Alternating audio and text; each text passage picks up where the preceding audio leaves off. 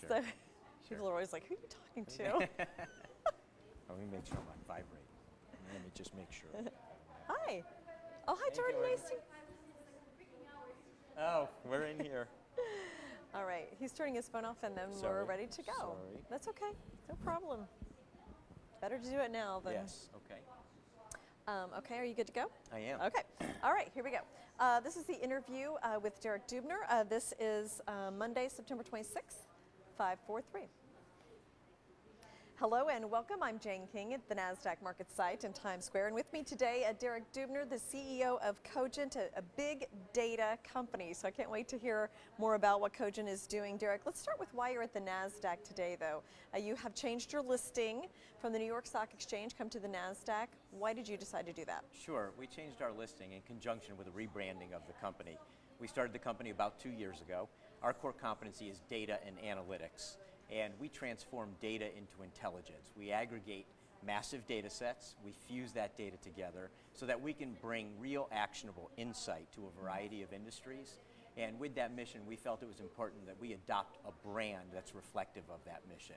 And Cogint stands for Cognitive Intelligence. Okay. And it was only fitting that we moved to the NASDAQ to join some of the world's best technology companies. Okay, so you're really kind of positioning yourself more as a tech company than what you were before? Correct. We are a technology company. Okay. Our solutions are based upon proprietary platforms, so that really is important to us. Now, one thing when I was doing some reading, they talked a lot about data fusion. Explain that to me and how you work it into your business model. Sure. So we aggregate billions and billions of records from a variety of sources. Those are disparate data points. Those data sets are structured and unstructured.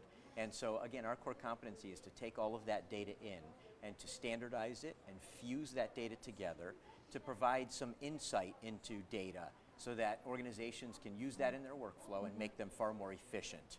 And so that's important to us. We aggregate all kinds of data out there. Where do you get the data? Sure. We aggregate public record data, which we know to be government data and other data. Private data aggregators we'll also deal with. We gather proprietary data through those means, and as well as publicly available data out there on the internet or as far as on the market already. As well, on our marketing side of the business, we collect self-reported data of consumers.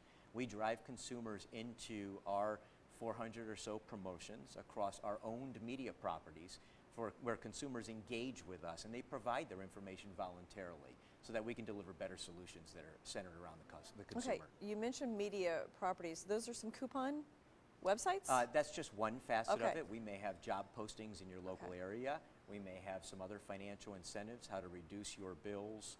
And so promotions such as that, even you and three friends to the Super Bowl. Okay. And consumers engage with us, and depending on their lifestyle, they may have just bought a car and they would like to refinance and get a better rate. They may have just bought a home and they're interested in certain furnishings. So they engage with those sites and they provide their information. We deliver that to some of the leading advertisers in the nation.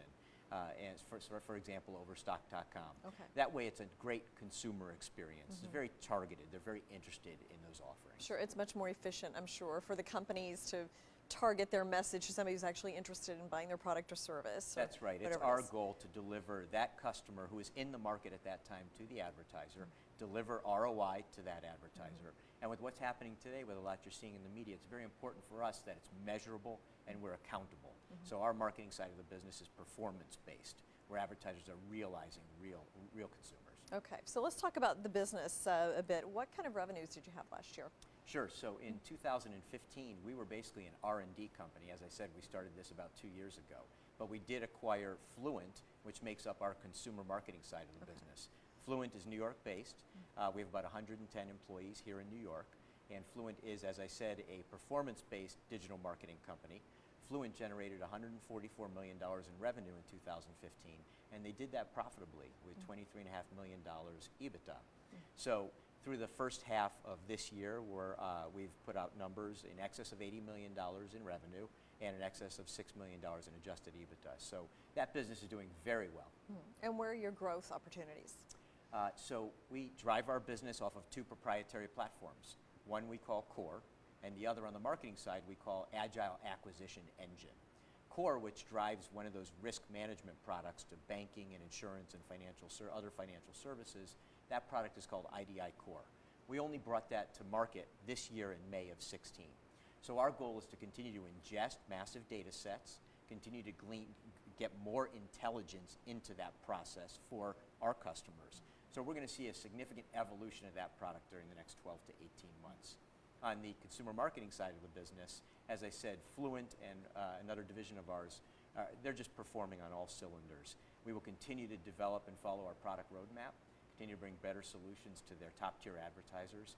They work with some of the best advertisers in the country with a very high customer retention rate. So we're going to continue doing what we're doing well. Okay, now there was an unfavorable ruling regarding litigation with TransUnion just in August, so fairly recently. How is that impacting the business, your long-term goals? Is there any kind of implications there? Sure. The answer is it's not. It's not affecting our business at all. It doesn't change our long-term goals. It's a situation arising out of a dispute of certain intellectual property that was actually created by our chief science officer, a brilliant programmer, when he was at a company formerly before he joined us. He created that technology for that previous company that was acquired by TransUnion. So that was just a dispute over technology from the legacy company, the old company. It does not impact how we operate and serve our customers today. Now, are you doing anything with the cloud platform? Yes, our platforms are purely cloud-based. Okay. And it truly is a game changer for us as far as the elasticity. We can deliver more cost-efficient solutions because obviously we can ramp when we have peak periods and heavy production, and then we can bring it back down when we're just not in need. Okay. And then finally, do you fear any backlash to big data? I know some people get a little weirded out about how much information is out there about them.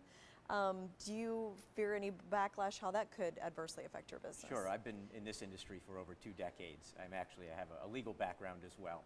We're very mindful of privacy. We respect it, and we're very compliant. It's interesting. We are all, privacy is very important to all of us. Yet 1.7 billion people will post their pool party photos on Facebook last night. We do volunteer a lot of information. We're happy to go on LinkedIn, and we're happy to tell people where we're reporting for work tomorrow and every single day.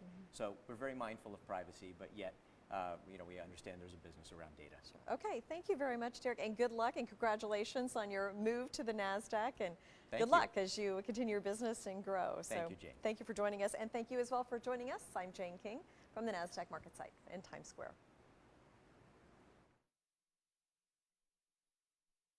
So it was very interesting. Thank you. Thanks, I appreciate yes. it. Thank you very much. Okay. Okay. Oh, I'm walking away. Oh yes. I Here, almost just did it. just I unclip almost that. I did it. know it's There so we go. easy to do. Thank you. Got it? Whoops.